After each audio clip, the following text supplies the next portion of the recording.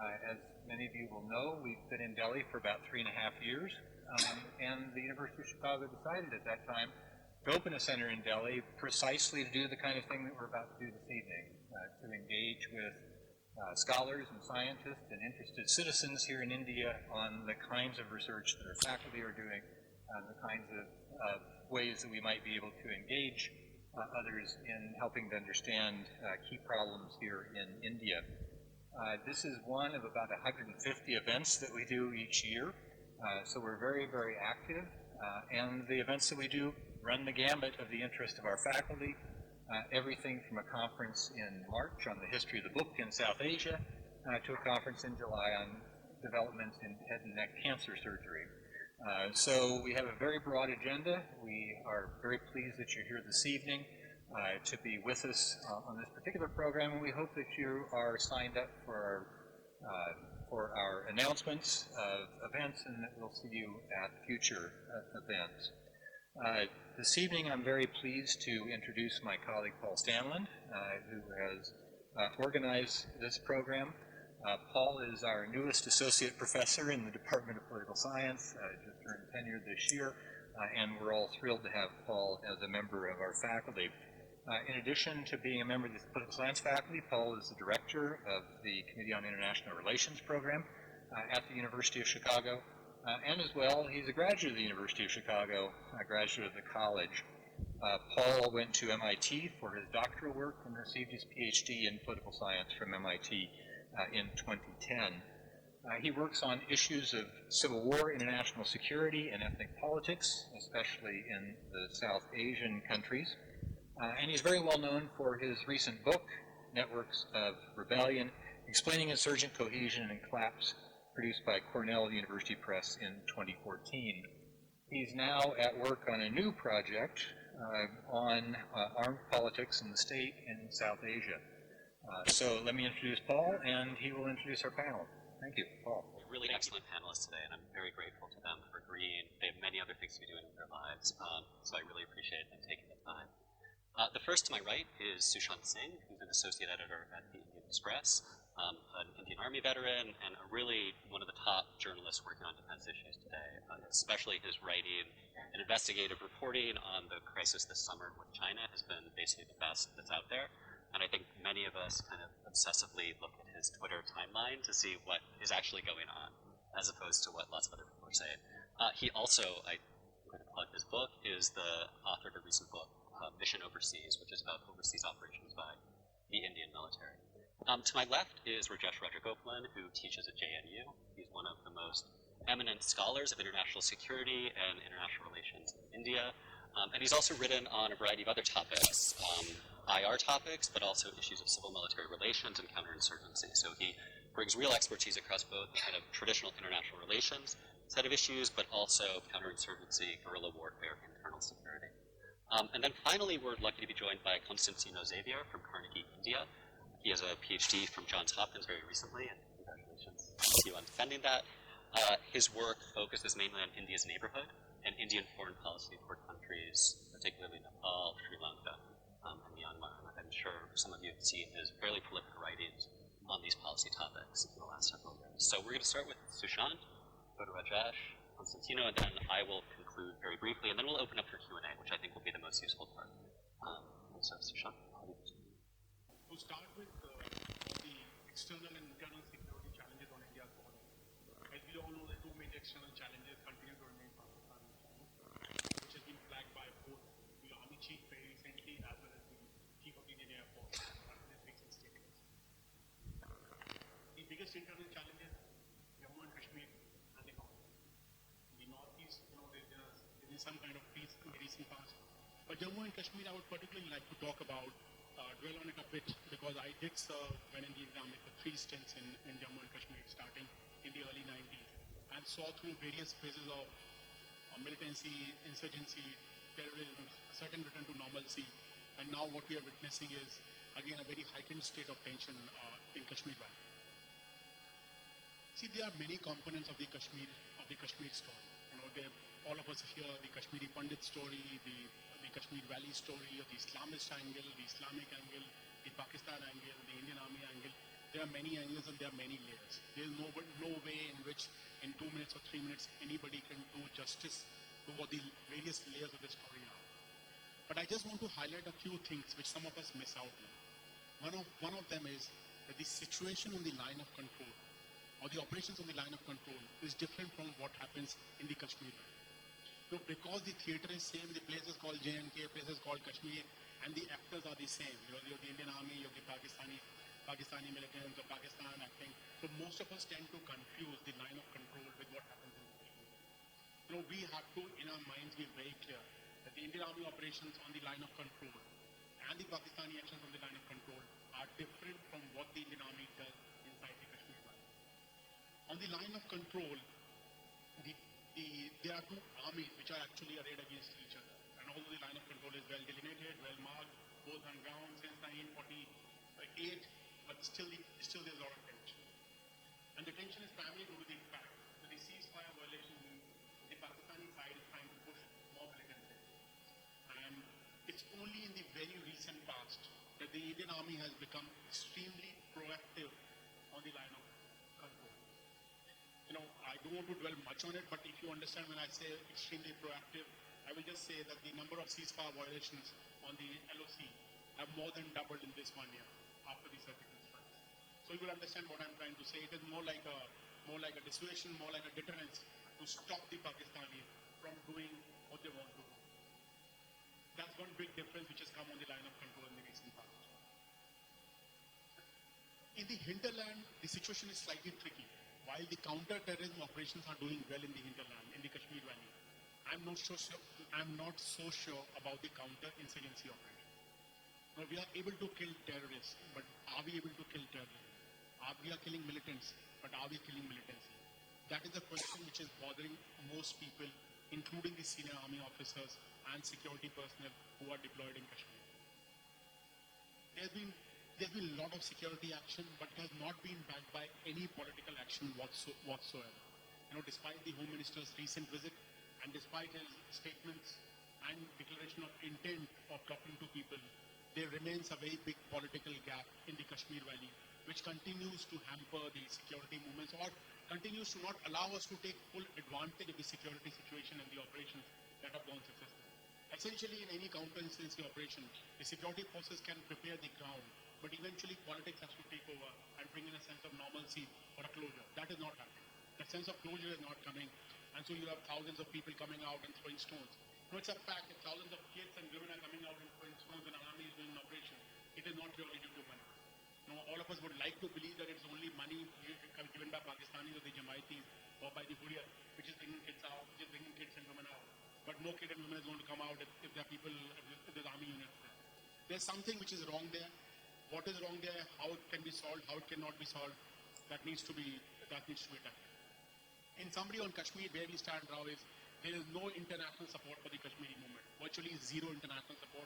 This has started after post 9/11, and that has been reinforced again and again, and particularly after 2008. And if you see the recent debates within Pakistan, there are question marks itself about the efficacy of Pakistan's long-standing policy on Kashmir. There are internal debates in Pakistan whether they have succeeded, whether they have failed, whether they are really trying hard enough, what is going on, what is not going on. Militancy is at a low. Despite all the news that we say, I will say militancy is at a low because the number of militants is not more than 200, 250. If you see the estimates, that's the number. And we are talking about 3,500 militants somewhere in 2002, 2003. So we are talking about really not even 1/10 of what the peak of militancy was. So militancy is actually at a low. But the political alienation of the people, of the population, is perhaps at an all-time high. If you remember all these protests of 2008, 2010, they would run for 80 days, 100 days, they would get over. And the senior general, army general from Kashmir was telling me today that the protest which started in July 2016 has not gotten over yet. That is what the state of political alienation is, and that is what should worry us about Kashmir per se. Moving on to what I consider to be the biggest external security challenge, particularly after Doklam, and perhaps because it has come out in the limelight, is China. Just to summarize for some of you who might not be aware of what happened in the Doklam crisis, and some of this is out in the public domain and some of this is not yet out in the public domain. On 16th of May, the Chinese intimated both the Bhutanese and the Indian side that they would be extending the road which already existed up to the turning point near Dokala and taking it down to Jompelri post on the Jamperi Ridge. On 18th of May, the Chinese forces came down and destroyed 2 of the self-help bunkers which the Indians had made on the forward slope. But this has happened earlier, even 2007, 2008 also. And these self-help bunkers are not fully prepared, proper cement concrete bunkers, but have been made by stone, etc., stone pitching, etc., on the forward slope. Try and understand this. If this is the ridge line, this is the top of the ridge line, this is where the boundary is. But you can't fight from here all the time. So you need to create some bunker. Technically, this territory is Bhutanese territory, what you have under the ridge line. But there are some self-help bunkers created here. So under the post which you hear Dokala, where all this is happening ahead of Dokala, in Dokala there are around 7 to 8 self-help bunkers. And to my understanding, SHB, what we call self-help bunkers, SHB 2 and 3 were destroyed by the Chinese on 18th and 21st of May. On 16th of June, they brought their surveying parties, equipment, and manpower to start constructing the road. Now, that's not a road, it's a track. It's a motorable track, motorable road that they're trying to make. It's not a blacktop road. If any of you guys think it's a highway from India to from Agra to Delhi or Jaipur to Agra, it's not that. It's an unmatted road, but because it's a flat plateau, it's much easier to make. And the road already exists up to Dokala, well south of Batangla. And this road was made in 2003. For those of you who might care to remember. On 16th of June, the Chinese came out.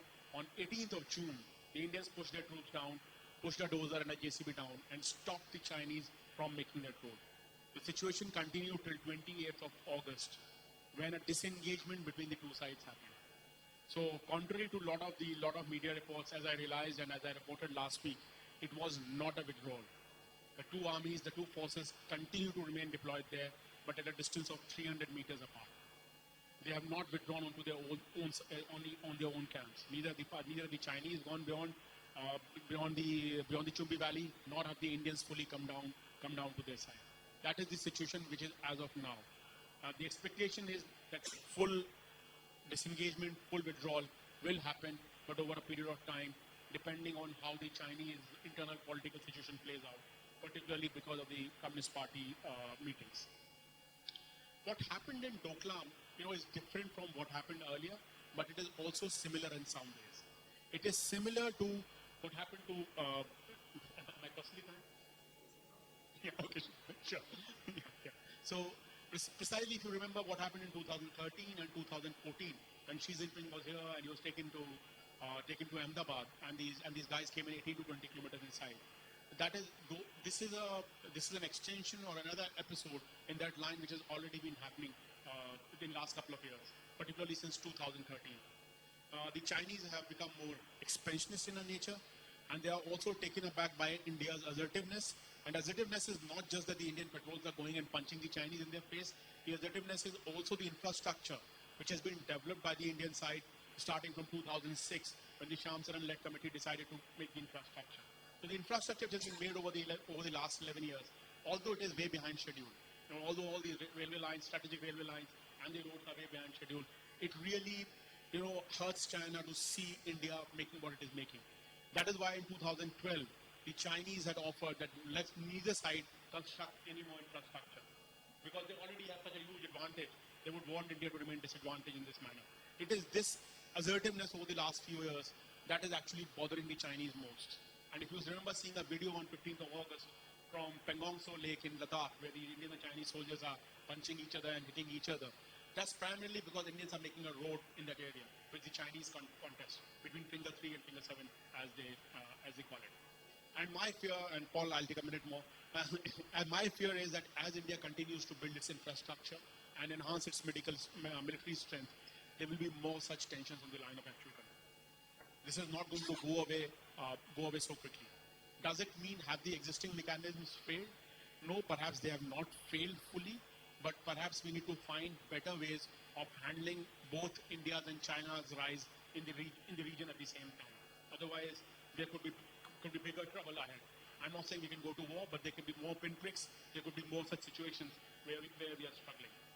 Just a word on the line of actual control. As many of you are aware, the line of actual control is not marked, unlike the LOC. Both sides do not even agree. It's a line of perception. and the Chinese do not want to even share their perception with us. So it is only in 2002 that the maps of the central sector were exchanged, and when the Indians gave the maps of Aksai Chin and Demchok, the Chinese refused to share their maps. And in the last 14 years or 15 years, no further perception or the maps have been given by the Chinese side, despite Prime Minister Modi's personal request to President Xi Jinping in Ahmedabad two years back.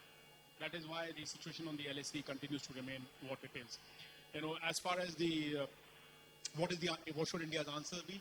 India's answer has to be to build educate military strength, to improve infrastructure, and perhaps to look at some kind of, alliances is a bad word, some kind of relationships, working relationships with other powers in the region, whether it be Southeast Asian countries or the United States. I'll leave with that. Thank you. I'll just sort of talk a little bit first about the next between the internal and the external. Really speaking, even though there is a lot of talk about the possibility of a nexus between the internal and the external, in the sense that obviously in Kashmir we have, as Sulan pointed out, both Indian and Pakistan militaries facing each other, but there is also an internal security dimension to it. And similarly on the east, I mean there is always the fear expressed that not only are the Indian and Chinese armies facing each other, but also the possibility that the insurgencies in the northeast, which China has had a hand in the 1960s, could potentially be also restarted. But I think by and large that the fear of that nexus is a bit overblown, because we have seen in several different conflicts with wars with both China and Pakistan. They have never had that nexus really be exercised. Most recently, of course, in 1999, when he had a very active insurgency going on this side of the LOC, but that there was no real connection, and that's partly because I think it's difficult for insurgent groups and so on to really impact upon conventional military forces or even military mobilization, military operations, and things like that. So I think that nexus, even though there is a possibility of a nexus, I don't think we need to worry too much about the possibility that insurgents could potentially affect Indian military preparations or Indian mobilization Indian military preparations or mobilization or anything of that nature. I mean, of course, there's a more indirect nexus that one could talk about, which is the wearing down of the Indian military as a consequence of Indian Army's commitment to counterinsurgency. That is a possibility, but that is not something that has happened so far. I mean, when you talk about one of the things that we don't really focus much on when you talk about insurgency and counterinsurgency is that in the Indian context, with the exception of the IPKF in Sri Lanka, all of our counter-guerrilla operations, counterinsurgency operations have been within the country. And countries don't get tired fighting within the country because our self-image of ourselves, our image of where our maps are, where our borders are, we don't think of this as foreign lands. In foreign territories, yes, we do get tired. We start worrying about why we are fighting abroad, and it happened in IPKF after a couple of years. People start asking why is our blood being spilled in Sri Lanka. It happened, of course, in Vietnam, in Afghanistan, with the Soviets, and of course Afghanistan with the United States, and so on and so forth. But that doesn't happen in domestic conflicts, and so we don't have to worry about the possibility that the Indian Army might get tired and might want to pull out, or Indian population would get tired of the war, and so on and so forth. But nevertheless, there is an issue about the amount of commitment in terms of the Indian Army and what that does in terms of our preparations for conventional war that we need to keep in mind. Part of the reason why there might be an issue about that nexus in terms of the commitment and about the tiredness that comes in is because of the peculiarity of Indian counterinsurgency strategy. And Sushant sort of referred to it, but our basic strategy is to blanket the area with troops, and so huge numbers of troops. So Pakistan keeps complaining about the fact that 1/3 or 2/3 or 2/3 of Indian army is deployed in Kashmir. That's a very deliberate strategy, because the alternative is use firepower. And if you look at much of the counterinsurgency around the world, or even in our neighborhood, Pakistan, for example, what it does in Balochistan is basically use firepower. We use artillery, use Air Force and so on and so forth to bomb villages and areas where they think insurgents exist. And you see that all over the world, whether it's Chechnya or Vietnam or Afghanistan. Indian Army doesn't do that. I mean, Indian military forces don't do that. What we do is basically blanket an area with troops so that it keeps sort of the level of violence down. And the idea, as Sushant rightly pointed out, is the idea is that provides that dampening of that amount of violence provides space for a political process to restart. Of course, that doesn't always work. It takes a long time. It sort of tires people out. But from the Indian point of view, at least, so far the people that is primarily tired out are the insurgents. I mean, the Indian army and the Indian political system hasn't gotten tired out of these commitments. So we see that repeatedly in the Northeast. We see that in Kashmir, that we commit for a long period of time, and that eventually there is some sort of a political, not necessarily a resolution as such, but at least some level of some sort of political process that gets started, and that leads to some sort of a periodic resolution that sometimes in Mizoram it sort of worked, in Nagaland it doesn't, in Kashmir it sort of continues. So varying levels of success, but as far as the Indian state is concerned, at least it doesn't lead to any. It doesn't sort of go the wrong side. But the point ultimately, as far as the army is concerned, is that for the army cannot provide us political solution, as Sushant again rightly pointed out. The political solution has to come from the military, from the political leaders, from the local as well as the central political leaders. The army can only dampen the fires a little bit, and so that I think to some extent they've done. But beyond that, it's a political process that has to take place. So in a sense, but this sort of a large-scale military deployment, two problems overall with this. One is that it's essentially defensive, in the sense that the whole idea in Kashmir, especially which is where the primary insurgency currently is that the idea is that we will sort of put barriers on the border, we prevent terrorists from crossing the border, and also because of the blanketing of the area with troops, we'll keep the volume of violence down. That works to some extent, as again Sushant pointed out correctly. The number of infiltrations and the number of terrorists that who have crossed over has dramatically declined. I mean, and that's partly a reflection of the fact that these are reasonably effective. But ultimately, defensive measures cannot entirely prevent that. I mean, the defensive measures can only go so far, and we know from cases all over the world that defensive measures ultimately cannot work entirely. So, in a sense, one of the things that India hasn't done is develop a deterrent strategy towards terrorism. I thought during the surgical strikes, I in fact wrote that basically that Indian strategy is changing and that maybe we are evolving towards a deterrent strategy. A year later, I'm not so sure. Yes, there is a lot more artillery firing across LOC and whatnot, but that's not exactly what deterrent strategy is. Especially because that infiltration is guided and is controlled by a state actor. I would have thought that it would be easier to deter, because insurgent groups may be more difficult to deter, but definitely state actors are easier to deter.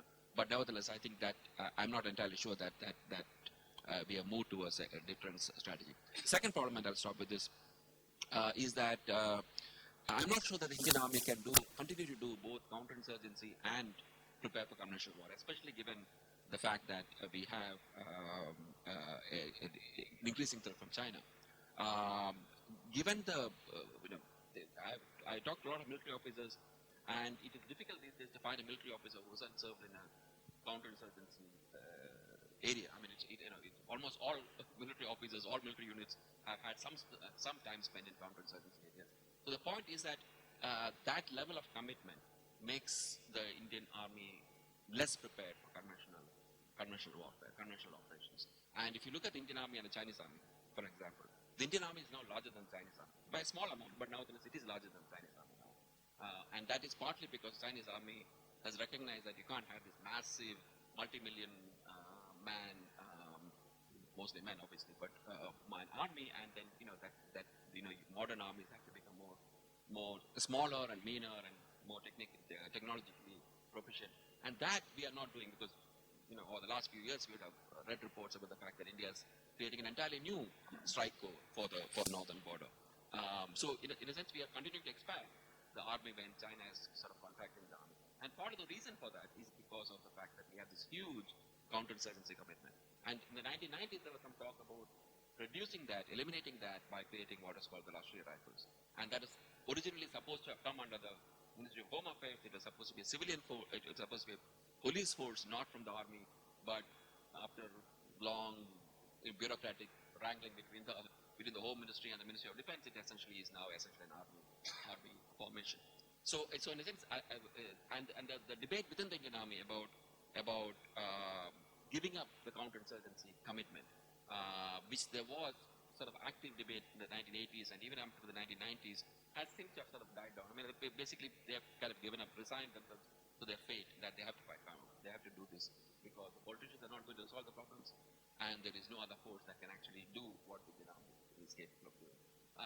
But that also means that it makes it more difficult to do what Sushant has said in terms of meeting the China threat, in terms of meeting both the China threat as well as the Pakistan threat together, and it makes it more difficult to sort of prepare for these kinds of contingencies. So let me stop here and sort of maybe take. Both late professors Lloyd Rudolph and Suzanne Rudolph are present, who actually are, I would say, the initiators of the excellent tradition, area tradition at the University of Chicago to look at security from a broad perspective. They work both on the domestic side of political science in India and also on the external front. So it's a pleasure to be here. Thanks, Paul, for making this happen. It's also a pleasure to be next to my former professor from GNU for the first time, not sitting in the audience, but sitting next to you. And I'd say that the biggest thing I've learned from Professor Rajagopalan at GNU, let me emphasize at GNU, is that realism is not a dirty word, and that you can actually be a realist, and India needs more realism. I'll just make 6 quick points on the neighborhood as I studied it over the last few years. And the first one is really about what I find being a false dichotomy between internal and external security. It's very difficult to understand India's internal security without looking beyond borders. It's also very difficult to understand India's security interests, say, in Nepal, without looking internally at India's internal security situation. So I'd like to quote often this very interesting sentence by a professor from JNU again, Professor S.D. Mooney, who likes to say that we are deeply enmeshed in each other's guts, India, Nepal, India, Sri Lanka, India, Bangladesh, India, Myanmar, and therefore it's impossible to separate and trace clear lines of security across territory. I think Nepal is probably the most interesting issue in that sense because, you have an open border with Nepal. Actually, India-Nepal border, the India-Nepal border is more open than the US-Canada border by all measures. And I just like to, in that sense, always use this quote by Nehru in 1950 when, there's issues about China creeping across the Himalayas and attaching Tibet. At that point, he warns very clearly that, and I quote, "As much as we appreciate the independence of the Kingdom of Nepal, we cannot risk our own Indian security by anything going wrong in Nepal, which either permits that barrier, the Himalayas, to be crossed or otherwise weakens our frontier." So you see a clear definition that India's border is actually seen as the Nepal-China border. And anything happening across that border is an immediate threat to India's security. The second point I'd like to make is, given, I'm sure if you've done international relations, you come frequently across this idea that India has some debility, some difficulty in thinking strategically, and India lacks a strategic culture. There's something culturally wrong with Indians. I find it disturbing but acceptable when, a white woman or white man or foreigner comes to India and says this, because it's really a reflection of old Orientalist thinking about India being spiritually inclined and somewhere materially incapable to deal with force, strength, etc. But I find it particularly puzzling when Indians speak in this voice and say, we are unable, we are a soft state. There's tremendous difficulties across the state, and I think Sushant Singh, in practice, having his practical experience in the army, knows about all these problems, but I don't find anything particularly or exceptionally deficient in the Indian state. In fact, it's very difficult to deal with this region and with the internal and external security challenges. And on this sense, I like to quote one ambassador, one of the actually most senior-most Indian Foreign Service officers, K. Shankar Bajpai, And in one of his memoirs in the late 2000s, he writes about the difficulty of dealing with neighboring countries in these internal security dimensions of India. He, I quote, says, "We have more neighbors, India, than all but a handful of countries. 7 by land and 3 by sea. Jungles, mountains, deserts, oceans connect or separate these countries. Buddhism, Islam, Hinduism, communism animate these countries. We must deal in India with military dictatorships, monarchies, Marxist democracy, happily a real democracy, occasionally. The geographical and political complexity is exceptional in this region, requiring knowledge, skill, and flexibility."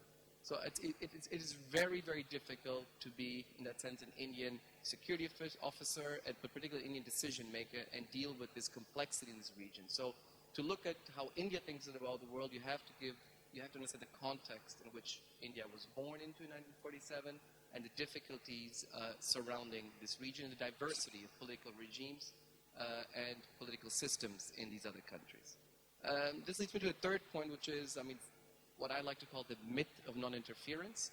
It's one of the cardinal principles in any Indian foreign policy statement since 1947, that India does not interfere in the internal affairs of its neighboring countries, that India is exceptional in that sense.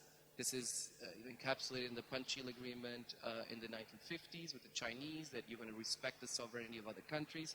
But in fact, if you look at the practice, you have an inevitability of India being actively involved in the internal affairs of its neighboring countries. And this is a practice which goes back to 1947.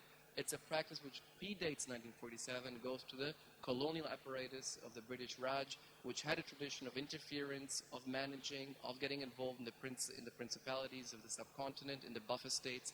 And there's a long strategic tradition, the Indian state from the late 19th century, to try to balance forces in non-sovereign territories of the Raj or India's independence. So I think that's a very important, you cannot expect any government officials to speak in this sense. They will not tell you we're interfering or we're involved or we're trying to shape politics in Sri Lanka, in Bangladesh, or in Nepal.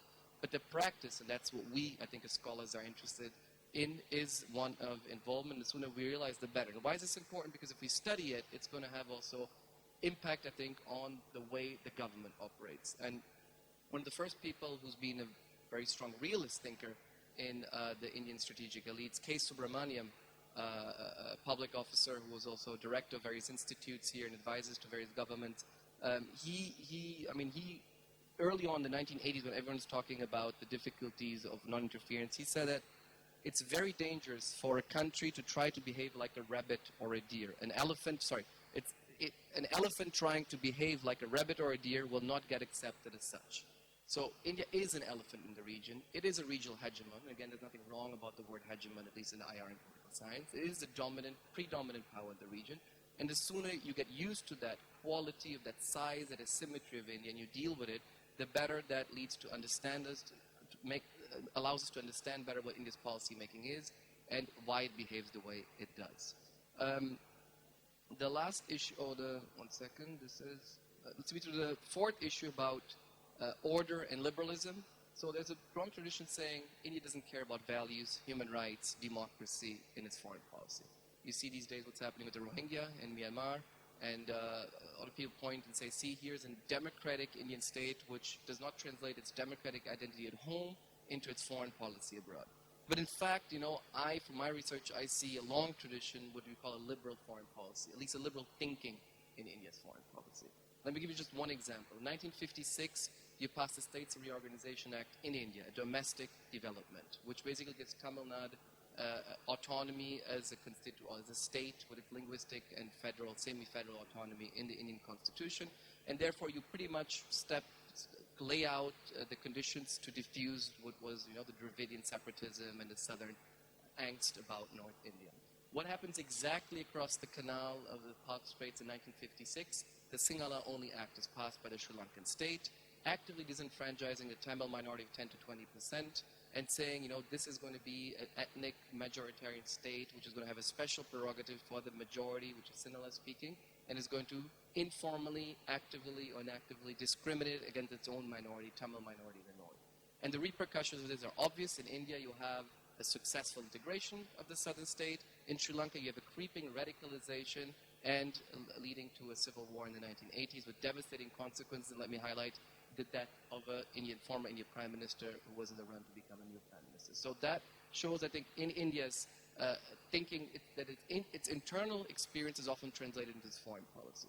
Because again, if you look at what the Indian government officials in the 1950s and 60s are telling the Sri Lankans and the Ceylonese at that point, they're very happy with the government in Ceylon supporting it for various other geopolitical interests, but they constantly warn and try to nudge the Sri Lankan government at that point to include the Tamils, and saying, if you don't include this minority, they will radicalize and they will take up to guns and they will create more of a problem. Same issue recently, if you look at the issue of the Terai in Nepal.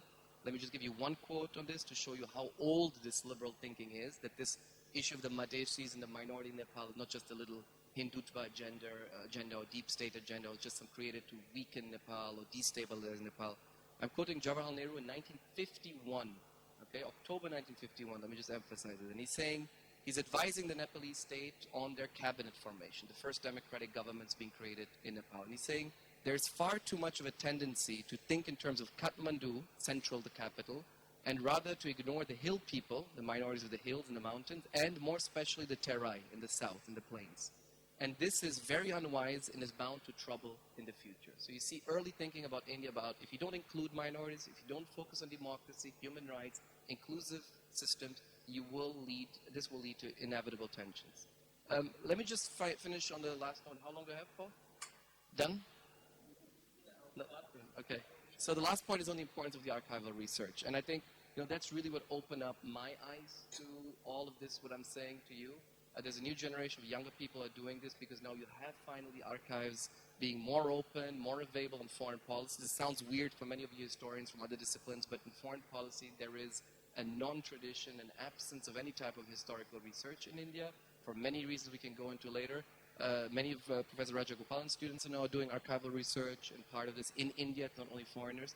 And that's very important because that's when you can actually test how India has practiced foreign policy instead of just the speeches, etc. So for all of you interested in foreign policy, I mean, my suggestion is that, my thinking is that without good foreign policy history, there will not be good future foreign policy making in India. Received a lot of attention. There was going to be a Naga Peace Accord, kind of with echoes of the 1971 Shillong Accord, or the kind of agenda that even the Naga Peace Mission in 63-64 was trying to generate. That hasn't really gone anywhere particularly specific yet, and that's not intrinsically problematic, right? The negotiations with the Mizo National Front kind of went on and off from 1972 basically until 1986, and kind of mapped out year by year. There's fighting, then there's negotiating, but I think the Northeast, while it has been contained, while violence has dropped dramatically, is a very fragile stability in a lot of ways. It's very tenuous. Let me just talk briefly about that. I think the Indian strategy there has involved exactly what Rajesh is talking about, throwing both the army but also a lot of Ministry of Home Affairs forces and state police forces at these problems and wearing them down. So they come over ground, they surrender, they turn into political parties, they get an autonomous district council, they disappear, right? The problem is you've got heavy military forces, and then a bunch of money gets thrown at the region. Development aid of various kinds. And it's not honestly clear to me where a lot of that money actually goes. And I suspect a lot of what the stability that's been created is basically creative uses of this money to hold together patronage networks, particular families and parties that can kind of manage the periphery in collaboration with Delhi. Right? The problem that creates, though, is fragility. Shocks to those patronage networks, unexpected political challenges, the rise of new insurgencies that are able to kind of mobilize new cleavages, I think does make this somewhat more unstable than maybe you would think just looking at the violence trends. And some of this is based on research I was able to do a few years ago out of the Northeast. So I think while Kashmir is getting, for extremely good reasons, most of the attention, there are reasons to think that the Northeast is not kind of locked into a frozen stability indefinitely. Or at least it's not something that we should be dropping completely out of these discussions.